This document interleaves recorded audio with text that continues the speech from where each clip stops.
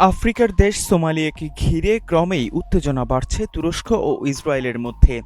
সম্প্রতি দেশটির বিচ্ছিন্নতাবাদী গোষ্ঠী একটি অংশকে সোমালিল্যান্ড দাবি করে রাষ্ট্র প্রতিষ্ঠার ঘোষণা দিয়েছে, আর তাৎক্ষণিকভাবে সেই দেশকে স্বীকৃতি দিয়েছে ইসরায়েল। যদিও এই স্বীকৃতির কড়া প্রতিবাদ জানিয়েছে বিভিন্ন মুসলিম দেশ।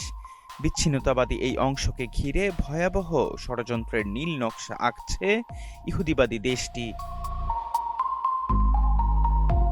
সোমালিল্যান্ডকে দেয়া তেল আবিবের এ স্বীকৃতি মূলত হর্ন অব আফ্রিকা হিসেবে পরিচিত অঞ্চলে ভূ রাজনৈতিক আধিপত্য প্রতিষ্ঠার একটি লক্ষ্য, যা এই অঞ্চলে তুর্কি আধিপত্য কমাতে ভূমিকা রাখবে।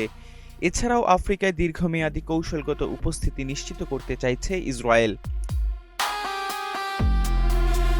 বিশ্বব্যাপী সমুদ্রপথে বাণিজ্যের প্রায় 14% এবং বিশ্বব্যাপী কন্টেইনার নির্ভর বাণিজ্যের 30% লোহিত সাগরের মধ্য দিয়ে পরিবহন করা হয়। ফলে এই অঞ্চলের নিয়ন্ত্রণ নিয়ে বৈশ্বিক শক্তিগুলোর মধ্যে প্রতিযোগিতা চলে আসছে।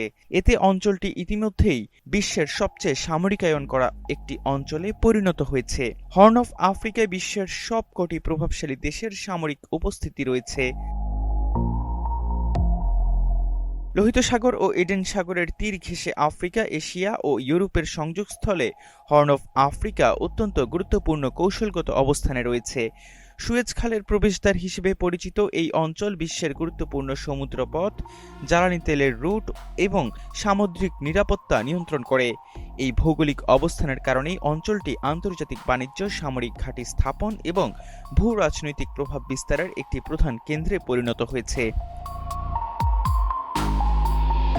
সোমালিয়ায় সামরিক ঘাঁটি আছে যুক্তরাষ্ট্র, যুক্তরাজ্য, আরব আমিরাত ও তুরস্কের। সোমালিয়ায় বিচ্ছিন্নতাবাদী অঞ্চল সোমালিল্যান্ডে সামরিক স্থাপনা আছে আরব আমিরাতের।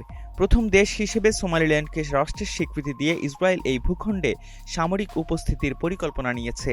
ফলে সংযুক্ত আরব আমিরাত বাদে অধিকাংশ আরব ও আঞ্চলিক দেশ ইসরায়েলের এই সিদ্ধান্তের নিন্দা জানিয়েছে। সোমালিয়ায় তুরস্ক ব্যাপক বিনিয়োগ করেছে। দেশটিতে তুরস্কের বৃহত্তম দূতাবাস, একটি সামরিক প্রশিক্ষণ একাডেমি ও সমুদ্র বন্দর রয়েছে। এছাড়া মোগাদিসু বিমানবন্দরের ব্যবস্থাপনা এবং মহাকাশ, জ্বালানি, বাণিজ্য ও শিক্ষা খাতে তুরস্কের বিভিন্ন প্রকল্প চালু রয়েছে। ফলে সোমালিল্যান্ডকে স্বীকৃতির বিষয়ে ইসরায়েলের পদক্ষেপ তুরস্কের ভূ রাজনৈতিক অবস্থানকে সরাসরি ক্ষতিগ্রস্ত করবে। এটি ইসরায়েলকে বাবেল মানদেব প্রণালীর উভয় পাশে শক্ত অবস্থান তৈরি করে দেবে এবং তুর্কি প্রভাবকে প্রতিহত করবে। এহসান আব্দুল্লাহ, নাগরিক প্রতিদিন।